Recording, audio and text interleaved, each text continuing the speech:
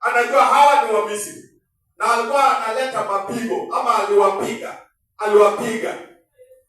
So damu ikawa ni ishara ya kwamba Mungu atakapoona damu atawaruka. Na hii damu ni damu ya mwana kondoo, asiye na hila, asiye na dosari, asiye na mawaa, asiye na kasoro, asiye na makosa. Bwana Yesu asifiwe sana. Haleluya.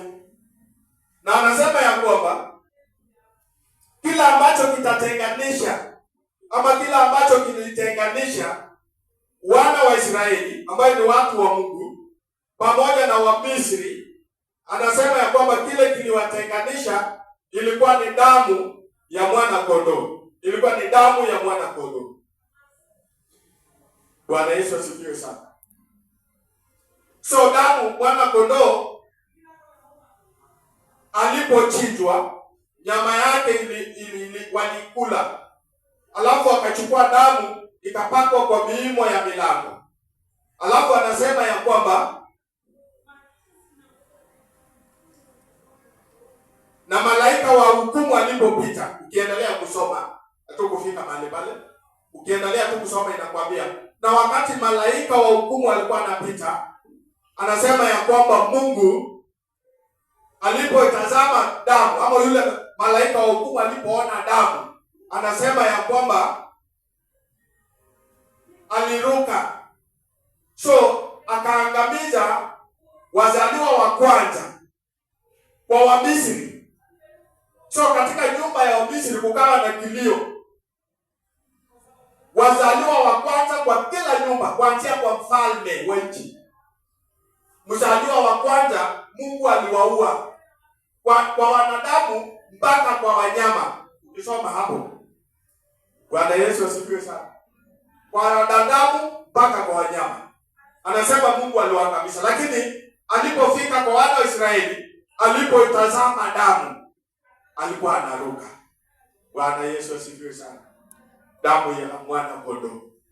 Damu hiyo ambaye haina hila, haina dosari yote. So ikawa ni wakati ambapo kupitia kwa maagizo haya ambayo Mungu aliwapa wana wa Israeli, ikiwa ni wakati wa mwisho wao kuondoka katika nchi ya Misri. Siku ya mwisho, masaa ya mwisho wao kuondoka katika nchi ya Misri, ndio Mungu anawaletea mwana kondoo na analeta damu ya mwana kondoo. Bwana Yesu asifiwe sana. Haleluya. Na ilipofika asubuhi yake, ulikuwa unakuta kuona ya kwamba wakati wana wa Misri wanalia, wanaomboleza, wazaliwa wa Misri wote wamekufa, Mungu amewaangamiza. Kwa wanadamu na kwa wanyama, wanalia, wanaomboleza. Hiyo ndio ilikuwa wakati wa wana wa Israeli kukombolewa, watu wa Mungu kukombolewa. Maana hiyo ni wakati ambapo waliondoka Misri wakiwa jeshi kubwa sana. Waliondoka Misri, waliondoka kwa utumwa, waliondoka kwa hiyo nyumba ya mateso, nyumba ya utumwa, nyumba ya mateso. Wakaondoka, ikawa Mungu amewaahidi mahali ambapo wataingia nchi iliyo bora, nchi ambayo haina mateso, haina kilio, nchi ambayo Mungu anawaambia imejaa maziwa na asali, nchi ambayo iko na uzuri wote, iko na unono wote wa nchi na ardhi, nchi ambayo inapendeza, sio kama Misri. Bwana Yesu asifiwe sana. So ilikuwa ni wakati ambapo wana wa Israeli walikuwa wanaondoka, na ukisoma mstari wa 24,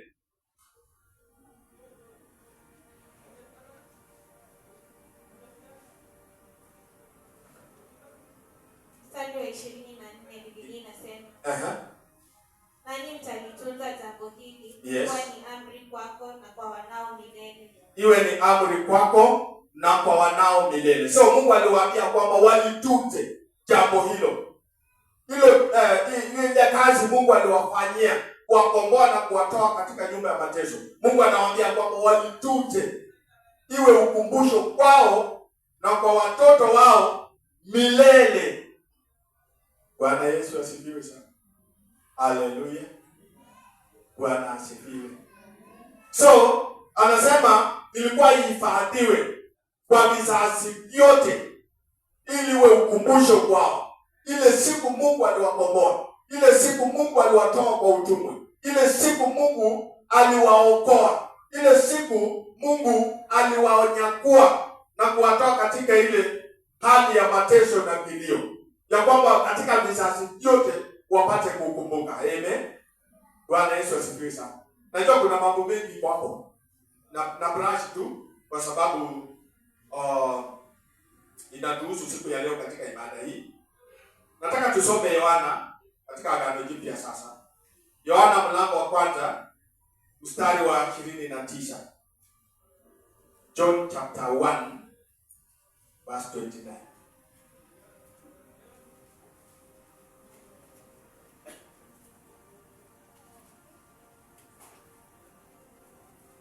Kitabu cha Yohana mlango wa kwanza mstari wa 29. Biblia inasema, siku ya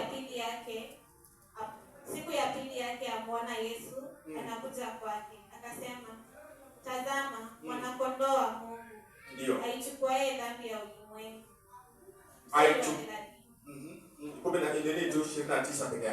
So huyu ni Yohana Mbatizaji, wakati ambapo alikuwa katika huduma yake ya kubatiza.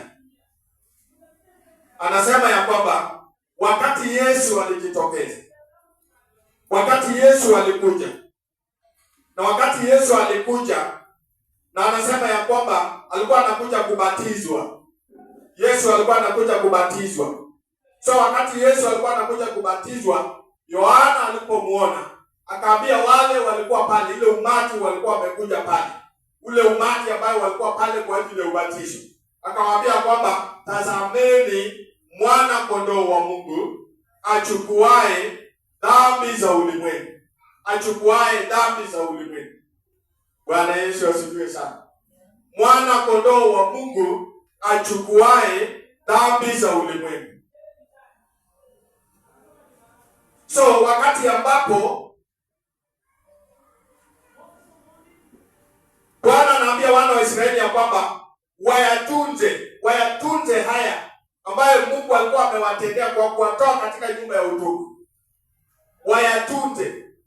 Kumbe Bwana alikuwa anajua ama alikuwa anatoa unabii ya kwamba sasa kuna mwana-kondoo ambaye sasa atakapokuja, anasema ya kwamba atachinjwa na atabeba dhambi za dunia yote, dhambi za wanadamu wote, dhambi za kila mwanadamu, kila mtu. Bwana Yesu asifiwe sana. Haleluya. Hebu soma Yohana mlango wa 3 mstari wa 16. Bali watu nasoma kila wakati. Biblia inasema, kwa maana jinsi hii ndio Mungu aliupenda ulimwengu hata akamtoa mwanawe wa pekee, ili kila mtu amwaminie asipotee, bali awe na uzima wa milele. Bali awe na uzima wa milele. Mtu yeyote asipotee. Hapa anasema Mungu alitupenda ama aliupenda ulimwengu. Ulimwengu ni mimi na wewe. Ulimwengu si mchanga, ni mimi na wewe, wanadamu. So anasema ya kwamba Mungu alitoa upendo wake mwingi sana kwa ulimwengu hata akamtoa mwanao wa pekee, ya kwamba kila muamini asipotee bali awe na uzima wa milele. Bwana Yesu asifiwe sana. Haleluya. Mwana-kondoo wa Mungu ambaye ni Kristo Yesu, mwana pekee wa Mungu. Biblia hapa inamjulisha akiwa mwana-kondoo ambaye alikuja pia kufanyika dhabihu kwa sababu ya dhambi zetu. Alichinjwa kwa sababu ya dhambi zetu, na damu yake ikawa inayetuokoa, inayetutakasa, inatuondolea makosa, inatuondolea mawaa na inatuweka huru, na tunapata kukubalika mbele za Bwana. Bwana Yesu asifiwe sana. Haleluya. Yesu Kristo mwana pekee wa Mungu. Hebu soma Warumi 5:8. Romans chapter 5 verse 8.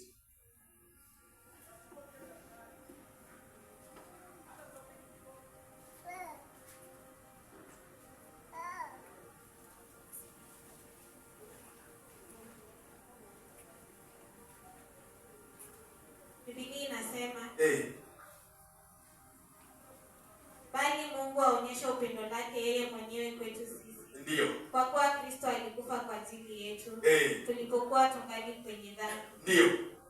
Bali Mungu hapa anaonyesha pendo lake upendo wake yeye mwenyewe. Mungu Baba anaonyesha upendo wake yeye mwenyewe kwetu sisi, wakati anamtuma mwanawe wa pekee Kristo Yesu akuja achinjwe juu ya msalaba, apate kuchinjwa.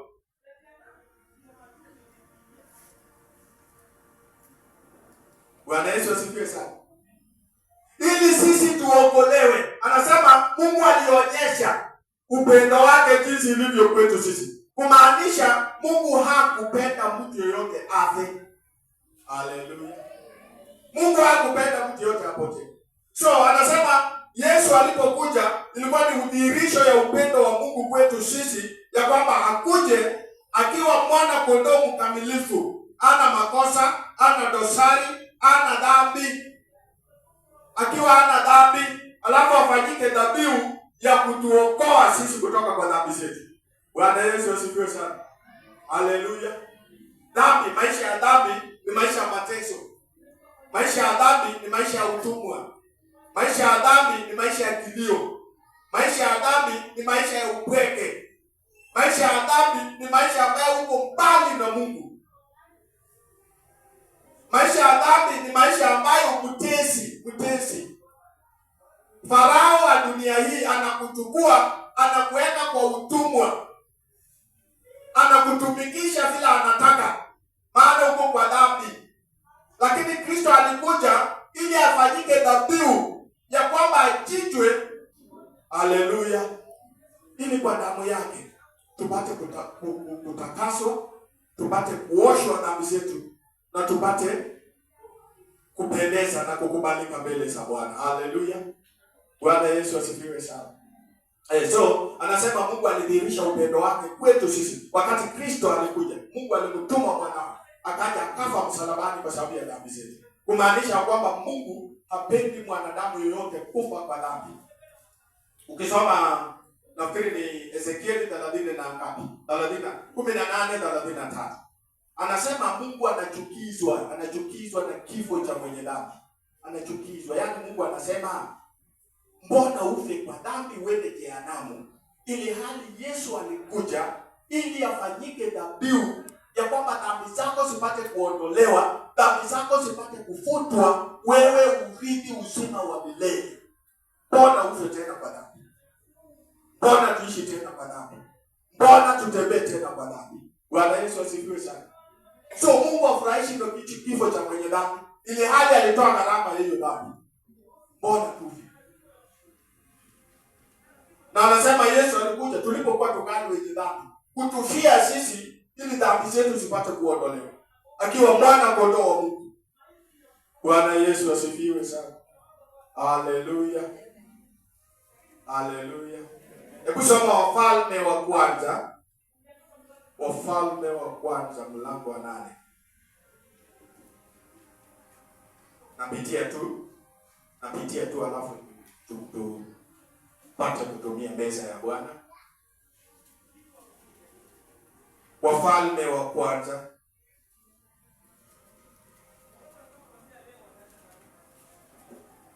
soma mlango wa 8 mstari wa 5.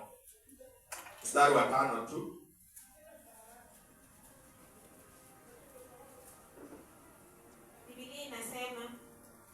Mfalme Suleimani na mkutano wote wa Israeli waliokutanika kwake, ndio walikuwako pamoja naye mbele ya sanduku, wakichinja sadaka ya kondoo na ng'ombe wasioweza kuhesabiwa wala kufahamiwa idadi yao, kwa kuwa walikuwa wengi sana. Nasema walikuwa wengi sana.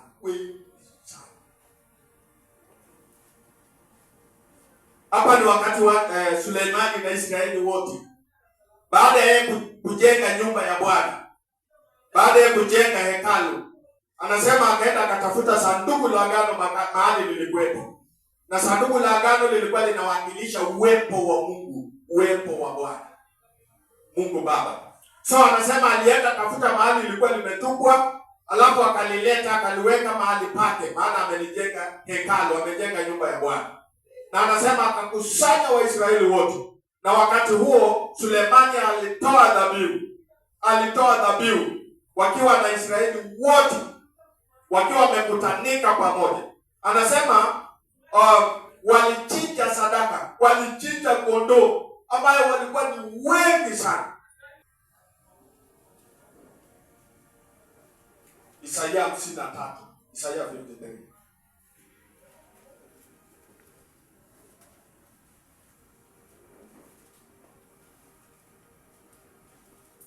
Wakati mwana kondoo wa Mungu alichinjwa,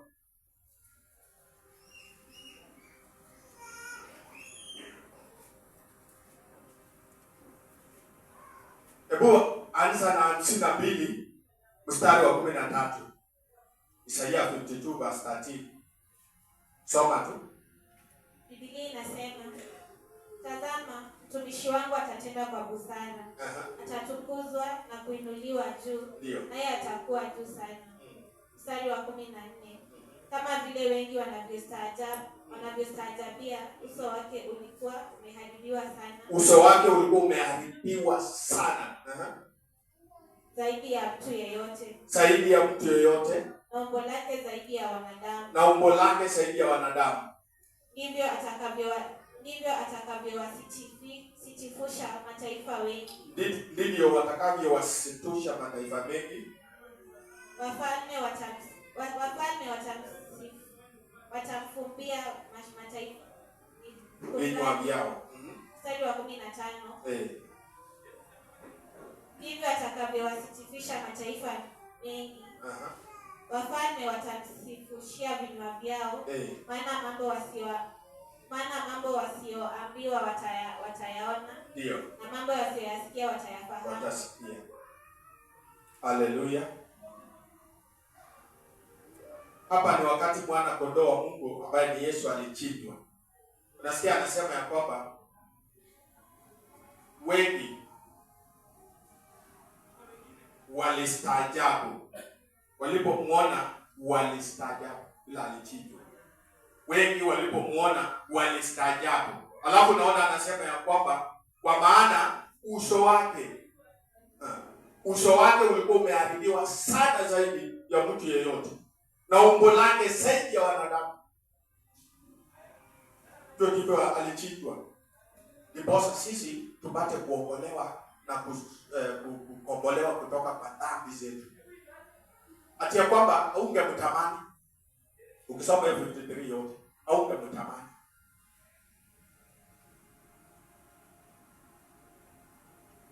Bwana Yesu asifiwe sana. Sura yake iliharibiwa kabisa. Ungejua ni nani. Sura yake iliharibiwa kabisa. Na wakati anatembea nyama zinaanguka kwa sababu ile viboko alikuwa anachapwa naye ambayo iko na misumari. So wakichapa namna hii, hizo misumari inaingia kwa mwili. Alafu anafuruta, inang'oa nyama inatupa. So akitembea manyama zingine zinaanguka. Sura imeharibiwa kabisa. Ati hakuna mtu alikuwa anatamani kumuona. Mama yake wakati aliyomuona alifaint. Kuona ndio amechinjwa. Na Biblia inasema ilikuwa ni kwa ajili yangu, kwa ajili yako. Wacha hivi vitu tunaona kwa runinga. Hiyo ni makufuru. Ati mtu anabeba kitu katikati kama hii. Alafu ati sasa anaenda ati anasulubishwa. Unafika kabisa ndio naona amepigwa msumari. Makufuru. Yesu alichinjwa kwa sababu yetu. Sasa wewe unachinjwa kwa sababu ya nani? Makufuru. So anasema hakuna mtu angemtamani. Vile tu amechinjwa, hakuna mtu angemtamani. Hakuwa na sura, hakuwa na umbo. Ukisoma Isaya 53. Hakuwa na sura, hakuwa na umbo. Akaharibiwa kabisa. Alichinjwa kabisa. Na damu ambayo ilimwagika ilikuwa inatiririka mwilini. Na ilikuwa ni ya kuokoa wanadamu kutoka kwa dhambi na kutupatanisha tena na Mungu wetu. Kutuosha dhambi zetu, kutusafisha dhambi zetu, kututakasa dhambi zetu. Ndio maana leo tunakumbuka hii siku Pasaka. Ilisemekana iwe ukumbusho katika vizazi vyote. Sasa sisi hatukumbuki ile wana Israeli ya Exodus chapter 12, but Isaiah 53. Wakati mwana kondoo wa Mungu alichinjwa. Na wakati alichinjwa, kila mtu alipewa nafasi atakayeamini. Alipewa nafasi kumkaribia Mungu kupitia kwa hiyo damu ya Yesu, mwana kondoo wa Mungu.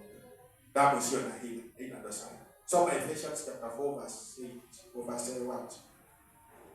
Kwa Efeso kuna mengi hapa ya kusoma, sitasoma yote. Alafu worshipers tuko tayari na wimbo wa damu.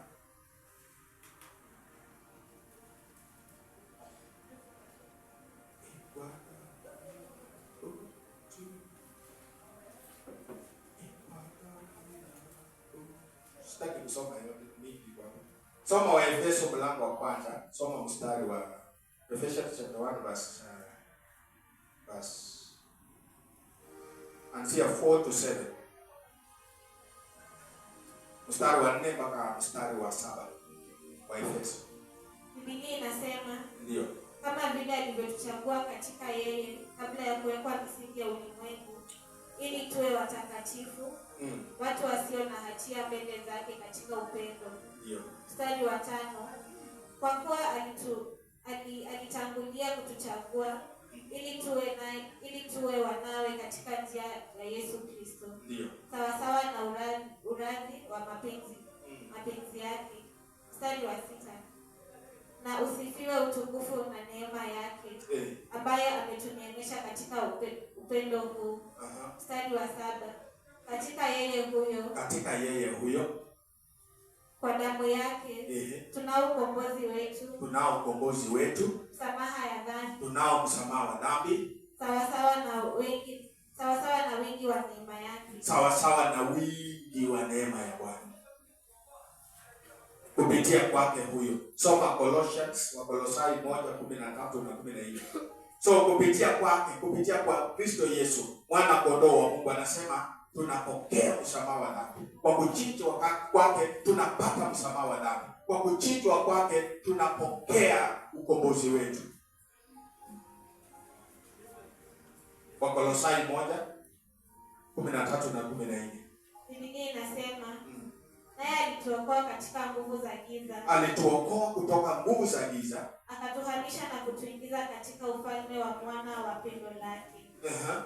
Ambaye katika yeye tuna ukombozi, yaani msamaha wa dhambi. Amen. So anasema alituokoa kutoka kwa nguvu za giza, akatuhamisha na kutuingiza katika ufalme wa mwana wa pendo lake. Alituhamisha. So alituokoa kutoka kwa nguvu za dhambi. Alituokoa. Kama si yeye kuja, basi mambo yetu ingekuwa kwisha. Lakini kwa sababu alikuja akiwa mwokozi, kutuokoa kutoka kwa dhambi, kutuokoa. Mwokozi, maana ya mwokozi, hiyo jina mwokozi, maana yake ni nini? Mwenye kuokoa. Ulikuwa karibu kuangamia, lakini alipokuja alikuokoa huku angamia. Tulikuwa tunaenda kuzimu, tunaenda hell kwa sababu ya dhambi zetu, lakini wakati alikuja akasema, hey, usiende, nimekuja. Ukiniamini utaenda huko, utaenda ufalme wa mbinguni. Akatuokoa. Bwana Yesu asifiwe sana. Ndio maana tunamuita mwokozi wetu. Alituokoa. Hatungekuwa hapa leo. So akatuhamisha kutoka kwa nguvu za giza. Alituhamisha kutoka kwa dhambi, akatuhamisha kutoka kwa giza. So alikuja akafanya kazi nzuri sana. Kazi kubwa sana. Kazi ambayo ni ajabu. Haleluya. Tusome ya mwisho. Waebrania. Mingi sana. Pesa soma mtaala yote. Biblia yote inahusu kazi ya msalaba. Msalaba ndio katikati ya Biblia. Msalaba katikati ya Biblia. Msalaba. Agano la Kale wanaangalia mbele msalaba. Wanaangalia msalaba ikiwa mbele. Calvary. Agano la Kale from Genesis. Kitabu ya mwisho ni gani? Malaki. Wanaangalia mbele Calvary. Wanaona Calvary ndio ile kwa juu ya mlima. Agano Jipya, Matthews Revelation. Anaangalia nyuma Calvary. Anaangalia Calvary. So katikati ya Biblia, Calvary ni katikati ya Biblia, msalaba wa Yesu. Bwana Yesu asifiwe. Soma tu tukimaliza. Waebrania soma mlango wa 8. Hebrews chapter 8. Soma verse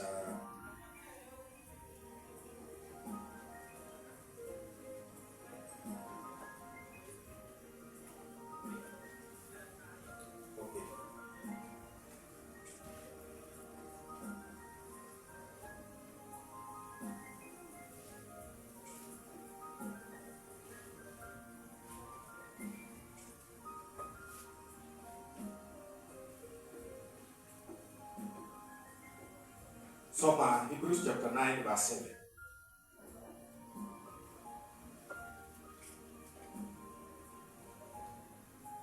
Inasema,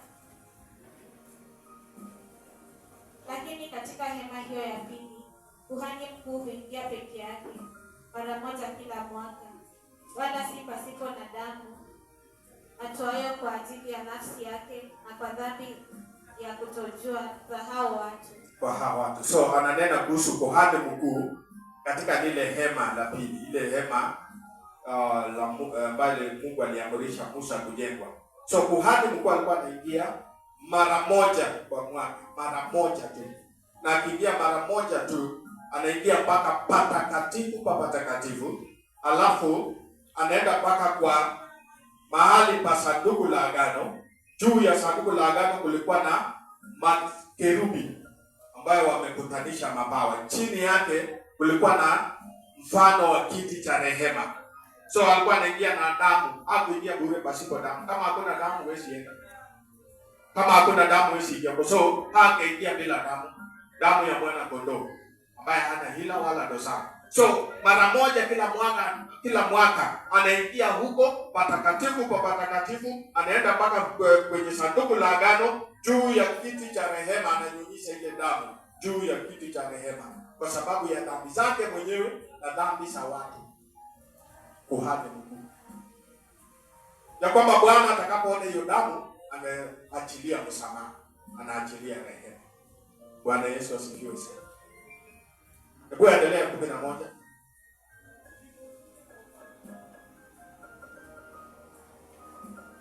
Biblia inasema, lakini Kristo alishakuja, aliye kuhani mkuu wa mambo mema yatakayokuwapo. Ndio.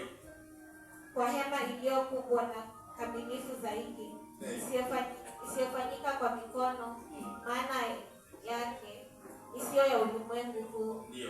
Wala si kwa damu ya mbuzi na ndama. Sasa si kwa damu ya mbuzi na ndama. Kuhani mkuu sasa amekuja, ambaye ni Kristo Yesu.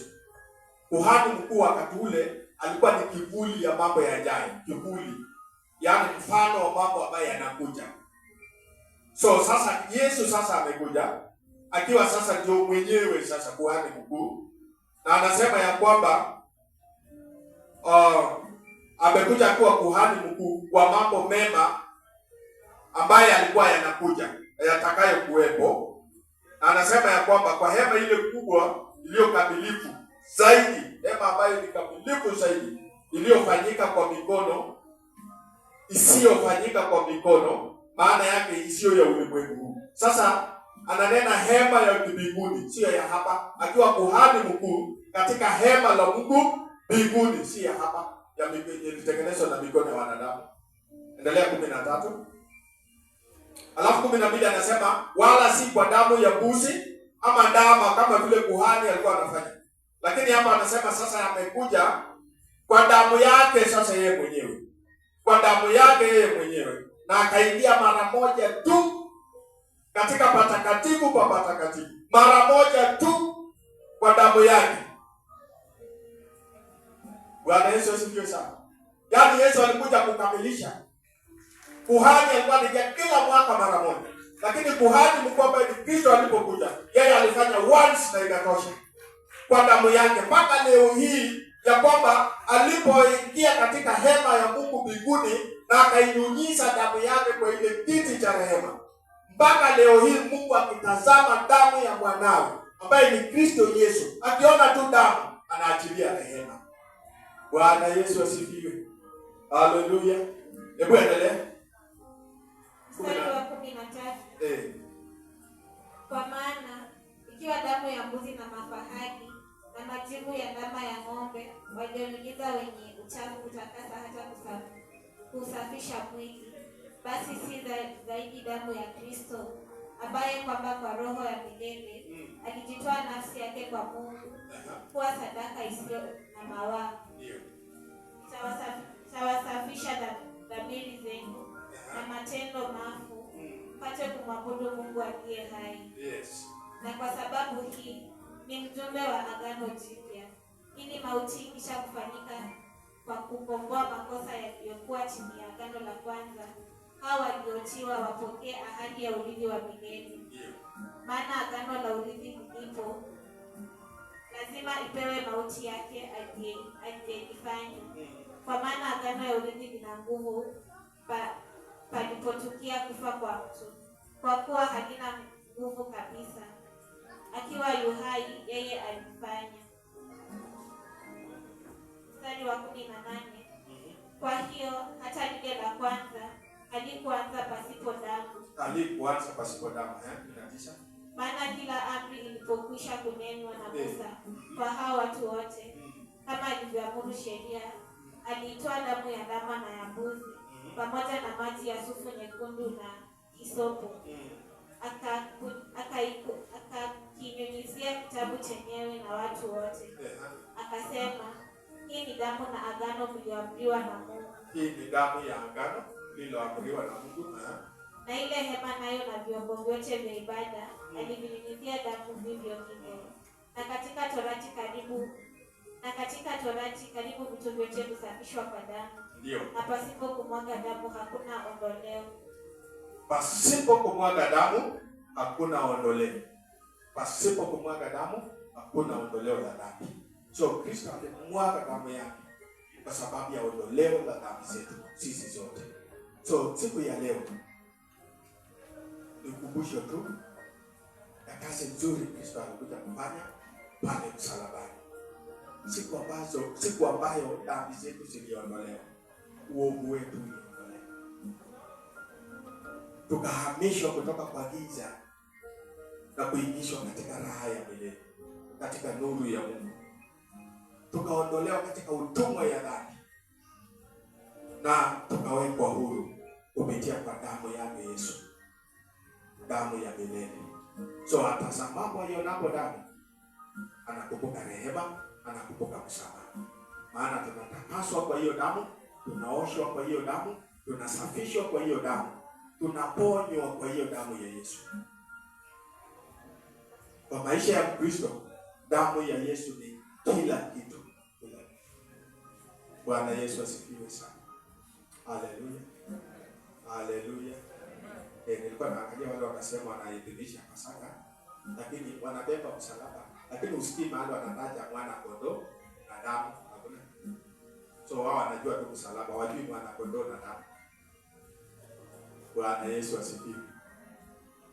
So sisi tunadhamini kazi ya msalaba, ikiwa ni nguvu ya ukombozi wa maisha yetu, na pia tunadhamini damu ya msalaba, damu ya Yesu, mwana kondoo aliyechinjwa. Maana hiyo inatutakasa na kutusafisha na kila dhambi, kila mawaa, kila maovu, kila maasi yote ni damu ya Yesu.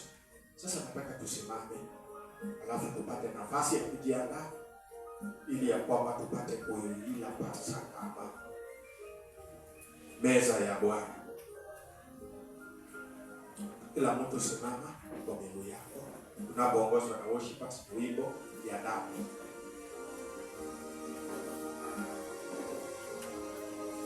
Alafu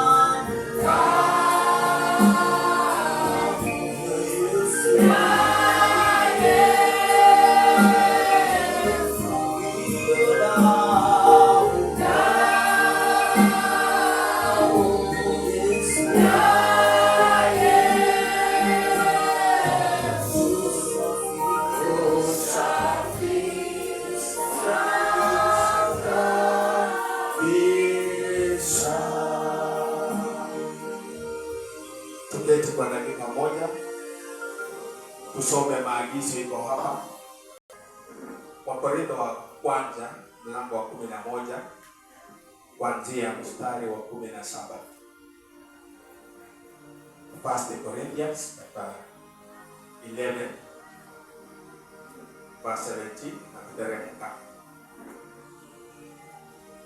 Haya ni maagizo ambayo Bwana anapeana kwa kanisa. Soma.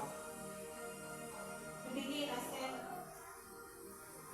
lakini katika kuagiza haya siwasifu ya kwamba mnakusanyika si kwa faida bali kwa hasara. Mstari wa 18, kwa maana kwanza kutanikapo kanisani nasikia kuna faraka kwenu, nami nusu ni sadiki. Mstari wa 19, kwa maana lazima kuwapo na uzushi kwenu, ili waliokubaliwa wawe dhahiri kwenu. Basi mtakapokutanikapo pamoja, haiwezekani kula chakula cha Bwana, kwa maana kila mmoja. Mstari wa 21, kwa maana kila mmoja hutangulia kutoa chakula chake katika kule kula, hata huyu ana njaa na huyu amelewa. Mstari wa 22, je, hamna nyumba zenu za kulia na kunywea? Ama mnalidharau kanisa la Mungu na kuwataharisha hawa wasio na kitu? Unasikia hiyo sauti kweli? Inasikika wewe hapo uko nyuma. Unasikia? Inasikika? Haya.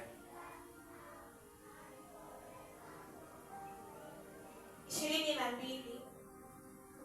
Je, hamna nyumba zenu za kulia na kunywea? Au mnalidharau kanisa la Mungu na kutaharisha hao wasio na kitu? Niwaambieni, niwasifu? La, siwasifu kwa ajili ya hayo. Kwa maana mimi nalipokea kwa Bwana naliwapa ninyi.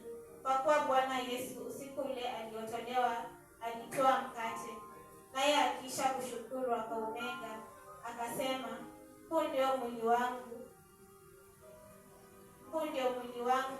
ulio kwa ajili yenu. Fanyeni hivi kwa ukumbusho wangu. Na vivi hivi baada ya kula akakitoa kikombe akasema, kikombe hiki ni agano jipya katika damu yangu. Fanyeni hivi kila mnywapo kwa ukumbusho wangu.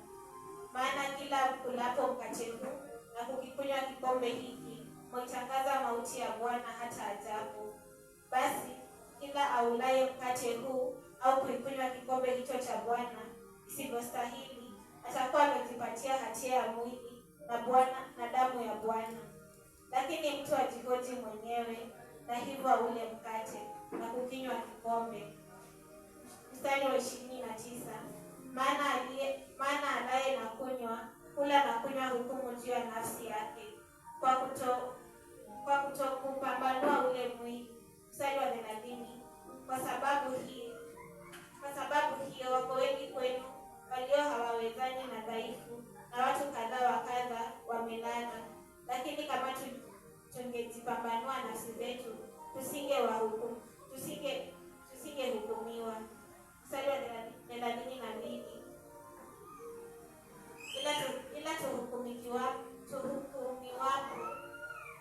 twarudiwa na Bwana, isije ikatupasa adhabu pamoja na dunia. Kwa hiyo ndugu zangu, mkutanikapo upate kula, ngojaneni. Mstari wa 34.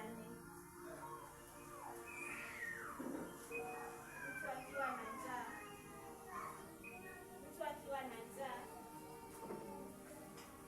na ale nyumbani kwake.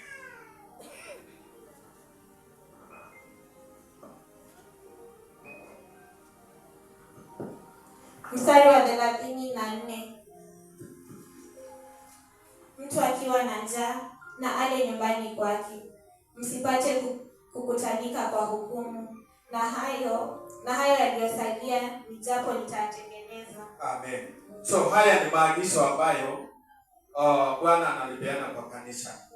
So hapo ukifuata maagizo sana, mstari wa 28 anasema, lakini mtu ajihoji mwenyewe, na hivyo aule mkate na kukinywa kikombe. Mtu ajihoji, kwa sababu hapo mbele unakuta kuona kwamba hawa wakati ambapo walikuwa wanakutanika kula meza ya Bwana, ama wakati wamepanga ibada ya meza ya Bwana, anasema ya kwamba kulikuwa na faraka. Watu wamefarakana, watu hawaelewani, watu wanachukiana, watu wako na mambo yao ambayo ni kinyume na Mungu. Alafu nasikia anasema ya kwamba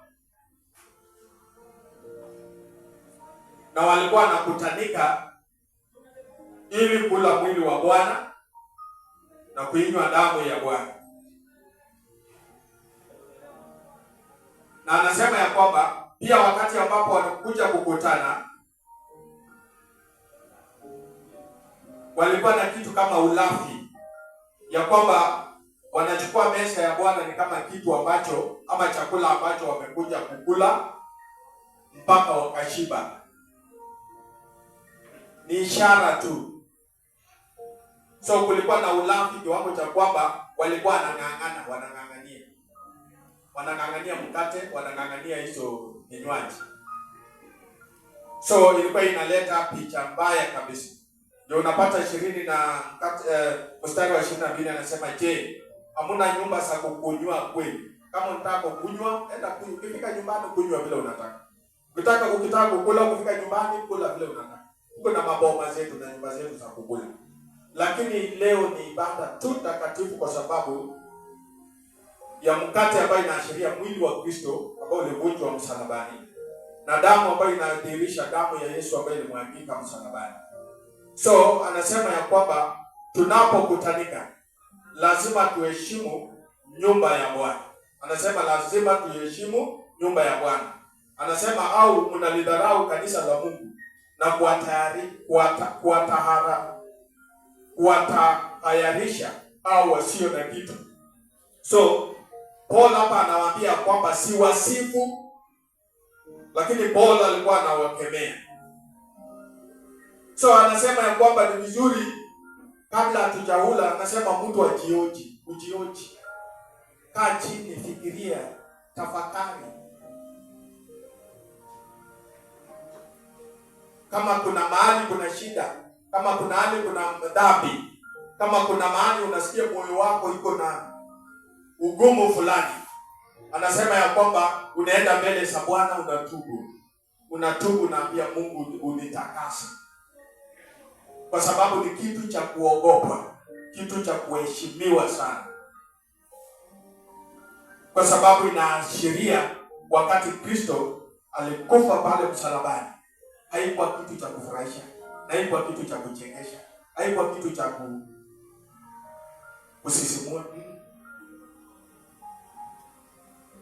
So unaponena kuhusu msalaba, unanena kuhusu mateso. Msalaba ni mateso, maana hapo ndipo mahali Kristo aliteswa. Alafu pale mwisho unasikia anasema ya kwamba wengi kwa sababu ya kutopambanua, wengine walikuwa wanakuja hata wamekunywa, wamelewa. Imagine walevi wanakuja kunywa, wameweza kuchukua nini? Walevi wamekunywa, wamelewa, alafu sasa so walikuwa wanakuja na mambo yao. Mtu anakuja alipiga mwenzake, mtu alikuja haelewani na jirani yake, mtu alikuja alikuwa kwa usherati, mtu alikuja alikuwa kwa masengenyo, mwingine anakuja alikuwa tu na mambo yake, mwingine alikuwa kwa waganga jana na wachawi, alafu leo amekuja hata hajajitakasa anaangukia. Anasema hivyo kwa kutobambanua. Anasema ya kwamba wengi wamehukumiwa.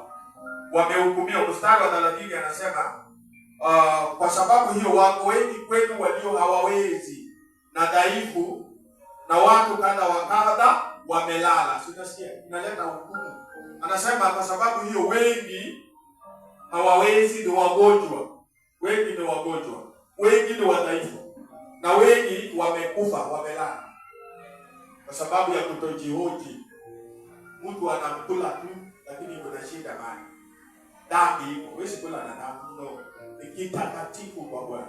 So Biblia naonya hapa ya kwamba lazima tujihoji, tunajihoji. Alafu anasema kwa hiyo ndugu zangu, mkutanikapo upate kula, ngojaneni. Hii ni kitu tunafanya kwa pamoja. So hata wakati ambapo utapewa hiyo mkate, ukipewa unashika tu unangojea mwenzako.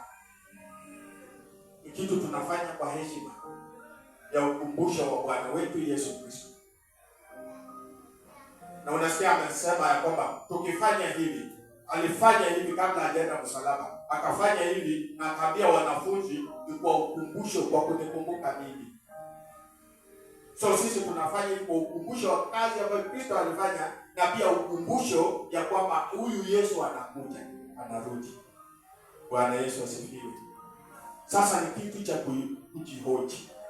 Sasa nataka tuchukue nafasi, kila mmoja tuenda mbele za Bwana, mwambie Bwana jambo, tubu ile. Ukikaa ukitafakari, lazima kuna mahali utasikia hapana, hapa simekamilika. Lazima ukikaa ukitafakari, lazima kuna mahali unasikia hapana, hapa iko makosa. Lazima ukikaa ukitafakari unasikia hapana, nilisema uongo. Ukikaa ukitafakari unasikia hapa hapana, nilisengenya jana. Ukikaa unasikia hapana, nimekuwa nikitoa matusi kwa kinywa changu. Ukikaa unasikia hapana, nimekuwa na tamaa za kimwili, nimekuwa nikitazama tamaa ya macho, tamaa ya uzinzi, tamaa ya usherati.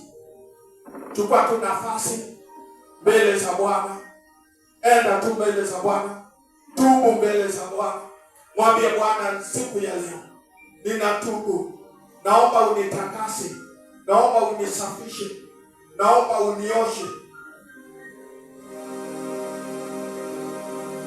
Hata ninapojiandaa kuula mwili wako, uliovunjwa pale msalabani. Ninapojiandaa kuinywa damu yako, Baba, naomba unitakase. Baba, ninaomba unisamehe. Baba, ninaomba unisafishe.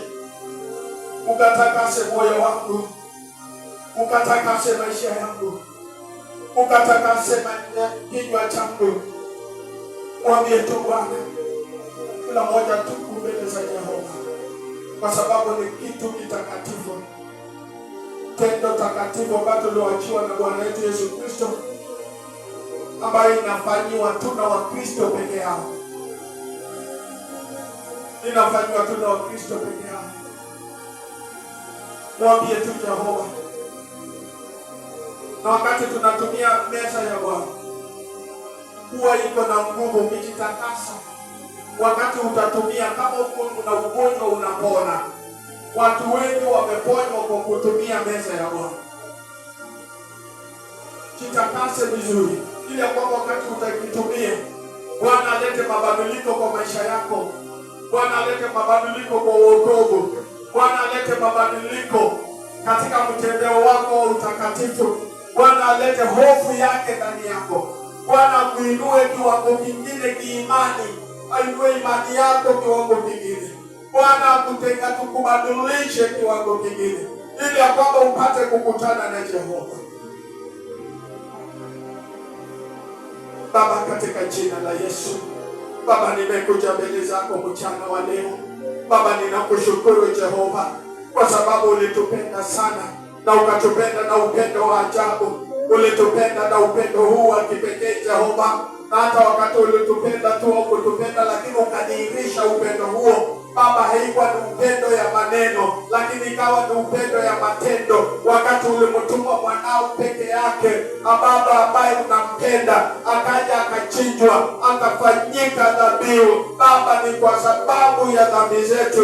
Baba, ninashukuru kwa sababu ya upendo huo, ya kwamba mwanao Kristo Yesu, ambaye ni mwana kondoo asiye na hila, mwana kondoo asiye na dosari, mwana kondoo asiye na mawaa, mwana kondoo asiye na lawama, mwana kondoo mkamilifu, alichinjwa akafanyika dhabihu kamilifu, ili Jehova dhambi zangu ziondolewe, dhambi zangu zikapata kufutwa, ili Jehova Mungu wa rehema, kupitia kwa hiyo dhabihu ya Kalvari, Baba, ukasema ya kwamba Baba, nipate kibali tena ya kusimama mbele zako, nikipate kibali tena ya kurithi uzima wako, uzima wa milele. Na ninakuja mbele zako Jehova, nikijua kwamba wakati kama huu ndio wakati ambapo ulienda msalabani, ukachinjwa msalabani, ukaharibiwa kiwango cha kwamba hakuna mtu angekutamani. Jehova, ukaharibiwa, mwili wako ukaharibiwa, damu yako ikabwagika. Na wakati kama huu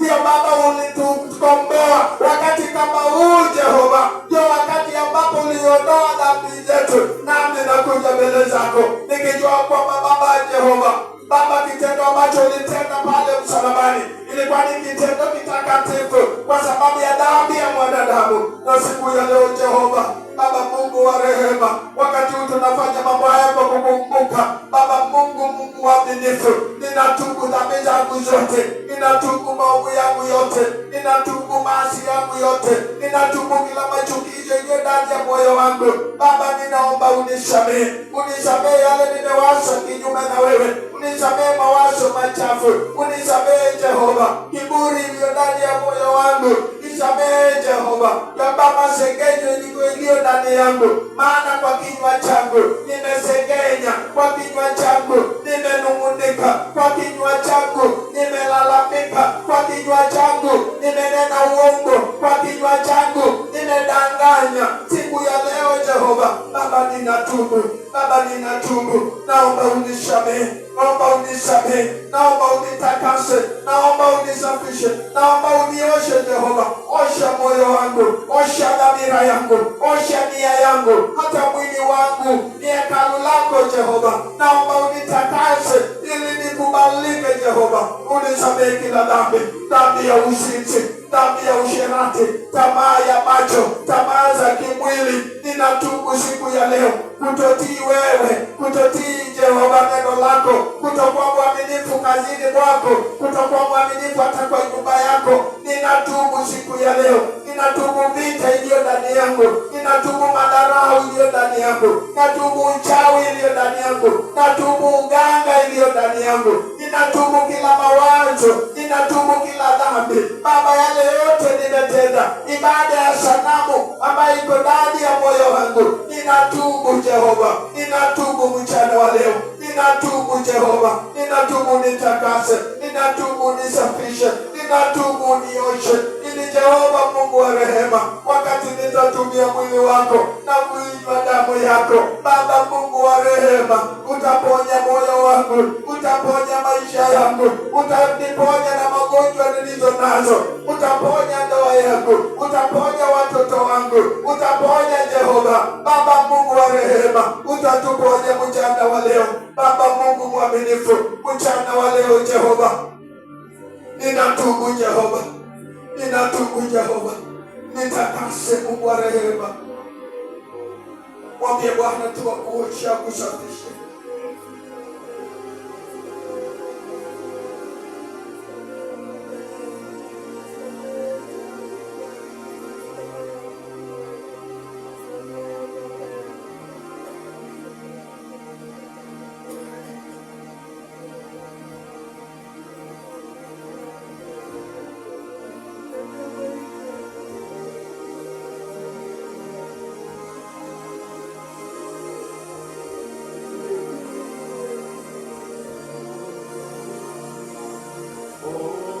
Tutaje hizo dhambi mbele za Bwana. Taja tu hizo dhambi mbele za Jehova. Hizo dhambi ndogo ndogo, tunafanya uongo, udanganyifu, masengenyo. Hizo dhambi ambazo watu tunafanya, tutaje mbele za Jehova. Amesema tukiziungama, yeye ni mwaminifu na wa haki, atatusamehe dhambi zote, atatusafisha na atatuosha na atatuondolea na udhalimu wote. Maana alienda msalabani na akafanya yote, na akatangaza kwa dunia yote, kwa wanadamu wote, akatangaza kwa viumbe vyote, akatangaza kote kote, na akasema imekwisha. Akatangaza akasema imekwisha, akasema amemaliza.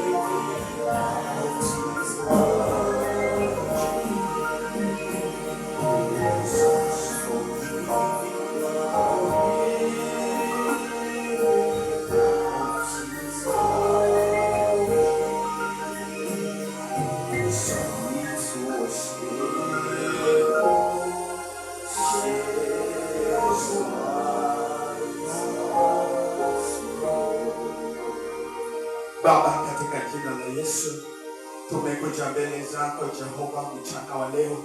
Baba, tunakushukuru kwa sababu ya neema yako, na tunakushukuru Jehova hata wakati kama huu ambayo Baba umetupatia nafasi na umetupatia kibali kuja mbele zako Jehova.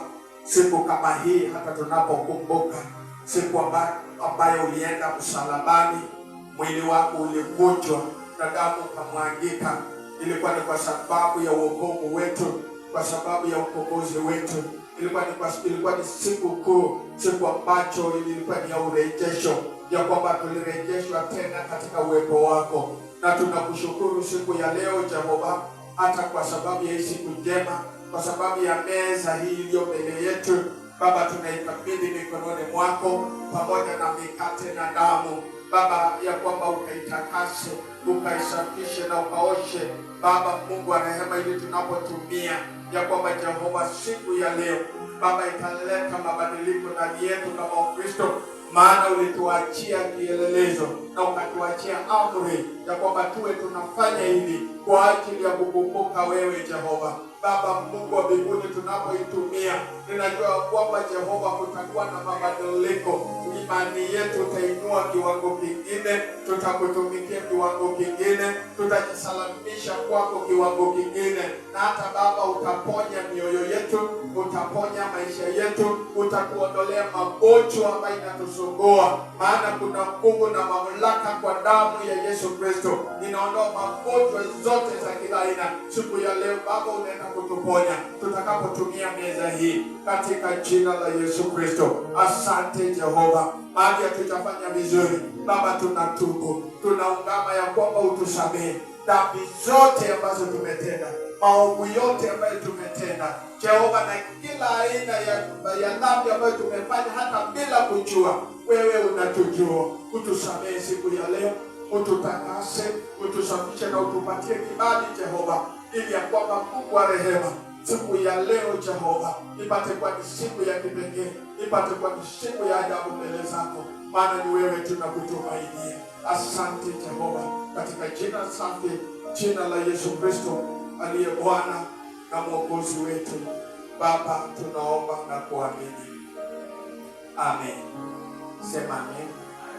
So wachungaji mtatusaidia, tutaanza na mkate katika jina la Yesu. Tuanze tu na mkate. Pastors, tusaidie tu kupeana. Ninaposoma andiko hili,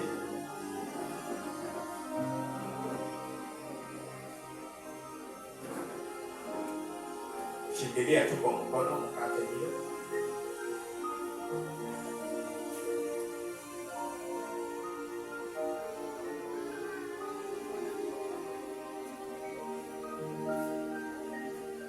Unless watoto ambao wanajua nini wanafanya, wale wamekuwa wakubwa wanajua nini wanafanya. Shikilia tu, nataka andiko hili kabla hujapeana. Ngoja kwanza pastor, usipeane kwanza. Biblia inasema, nao walipokuwa wakila, Yesu alitwaa mkate, akabariki, akaumega, akawapa wanafunzi wake, akasema, twaeni. Kwa hivyo peana. Tusimame tafadhali, kila mmoja simama. Hili kitu cha heshima, haina starehe. Yesu hakuwa na starehe msalabani. Na kama wewe ni mgonjwa, kwa imani na utapona. So chukua tu kipande kimoja na usikule, unachukua tu unakaa nayo.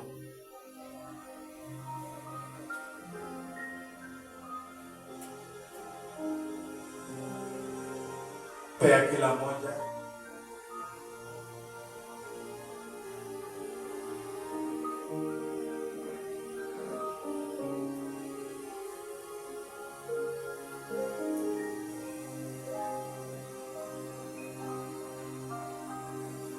Nachukua tu kapisi kamoja. Hii ni mkate ambayo inaashiria mwili wa Kristo ambayo ulivunjwa pale msalabani. So hii ni mkate ambayo haina ladha yoyote. Haina ladha, haina yeast, haina chumvi, haina sukari, haina mafuta. Kuashiria tu mwili wa Kristo ambayo ulivunjwa pale msalabani. Uliharibiwa bila msalabani au kuwa na ladha yoyote.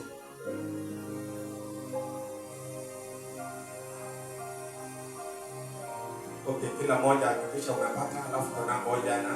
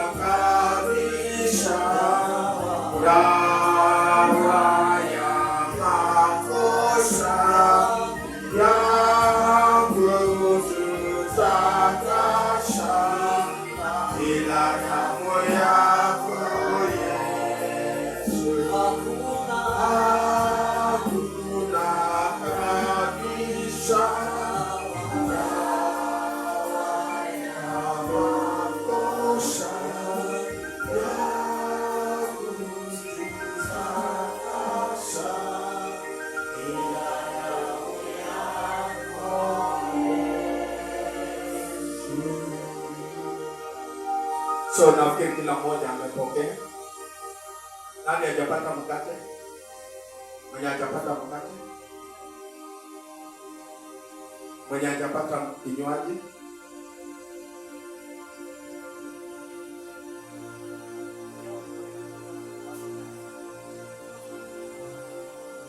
So naona kila mtu amepata.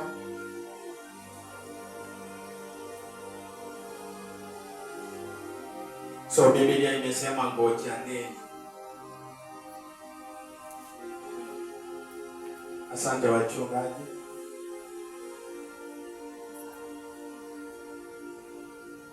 So nitakuwa nasoma andiko, alafu nitawaambia ya kwamba tuile sisi zote. So hii ni amri ambayo Yesu aliachia kanisa ama wanafunzi, na akasema mtakuwa mnafanya hivi kwa ajili ya kunikumbuka. Akasema katika kitabu cha Mathayo mlango wa 26 mstari wa 26, walipokuwa wakila, Yesu alitoa mkate, akaubariki, akaumega, akawapa wanafunzi wake, akasema, twaeni mle, huu ndio mwili wangu. So tunaweza kula mkate peke yake kwa pamoja.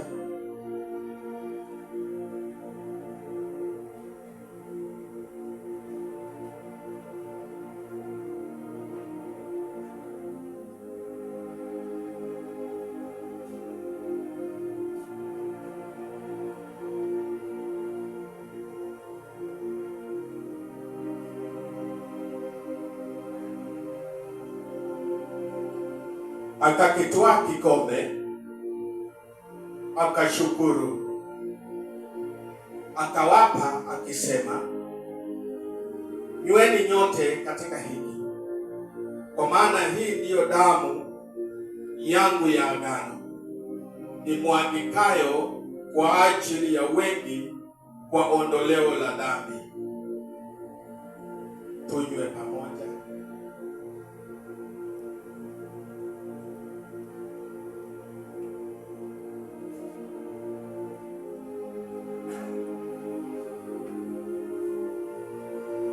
Chukua hiyo vikombe, weka pamoja.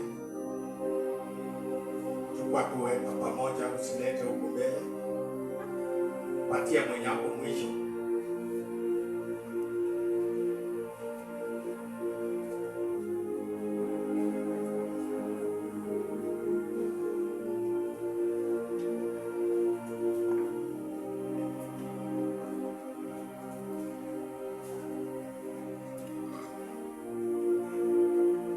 Weka tu pamoja.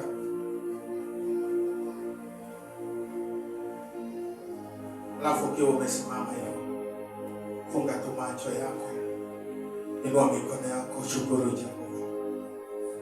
Mwambie tu Bwana asante. Shukuru tu mbele za Jehova. Mwambie tu Bwana asante. Mwambie Bwana asante kwa kutukumbuka. Kama angefanya hivyo tungekuwa wapi? Tungeitwa nani leo? Tungekuwa upande gani leo? Lakini alifanya hivyo tu kwa sababu ya upendo. Chukua tu nafasi, mwambie tu Bwana asante. Shukuru tu Bwana, mwambie asante. Mwambie tu Roho Mtakatifu asante. Mwambie Mungu wa mbinguni tu asante, kwa sababu alifanya kwa upendo. Alifanya na akatuokoa, na akafanya na akatukamilisha kabisa. Shukuru tu Baba, mwambie asante kwa damu. Mwambie Bwana asante kwa damu. Asante kwa damu ambayo imetuokoa, damu ambayo imetukomboa, damu ambayo imetutakasa, damu ambayo imetusafisha, damu ambayo imetuponya. Mwambie tu Bwana asante. Leo shukuru tu Jehova. Mwambie asante kwa sababu ya mwili wako, mwili ambayo ulivunjwa pale msalabani. Ilikuwa ni kwa sababu yangu, kwa sababu ya kuniponya, kwa sababu ya kunikomboa, ili kunifanya niwe wako. Shukuru tu mbele za Jehova. Shukuru tu Bwana kwa kazi ya Kalvari. Ambia tu Bwana asante kwa kazi ya msalaba. Ambia tu Yesu asante jioni ya leo. Shukuru tu mbele za Bwana.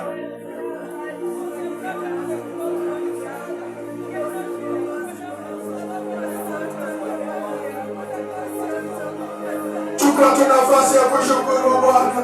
Mwambie tu Bwana asante. Asante Jehova. Asante Baba yetu. Asante Yesu. Asante Yesu. Asante Yesu. Asante kwa sababu ya msalaba. Asante kwa sababu ulitufia. Asante kwa sababu ulitukomboa. Asante Baba. Asante Jehova. Asante kwa kazi nzuri ya msalaba. Leo hii tumekombolewa. Leo hii tumeokolewa. Leo hii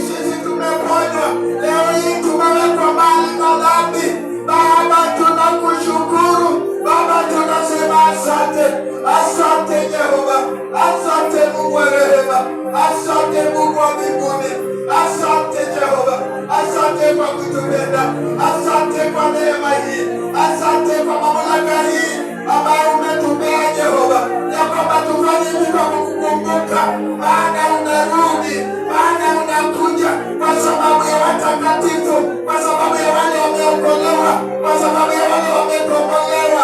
Baba, tunakushukuru, tunasema asante, asante Jehova, asante Mungu wa rehema, asante Baba yetu, asante Mungu wetu, asante Yesu, asante Jehova, tunakushukuru, tunakushukuru, tunakushukuru, tunakushukuru, tunakushukuru Jehova, tunakushukuru Mungu wetu.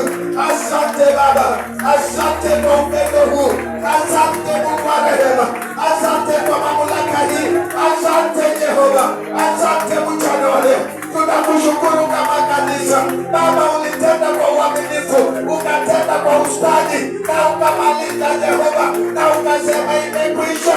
Leo hii tunafanya kwa sababu ya ukumbusho na tunashukuru Jehova.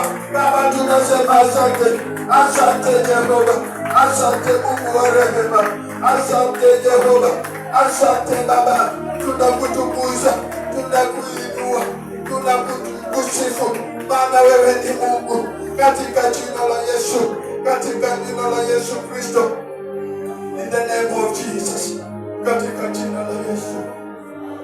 Asante Jehova, asante, salama umeniokoa dhambi, asante, haleluya, asante Jehova, asante, salama umeniokoa dhambi, haleluya, salama wa Yesu, salama umeniokoa dhambi, haleluya, asante, salama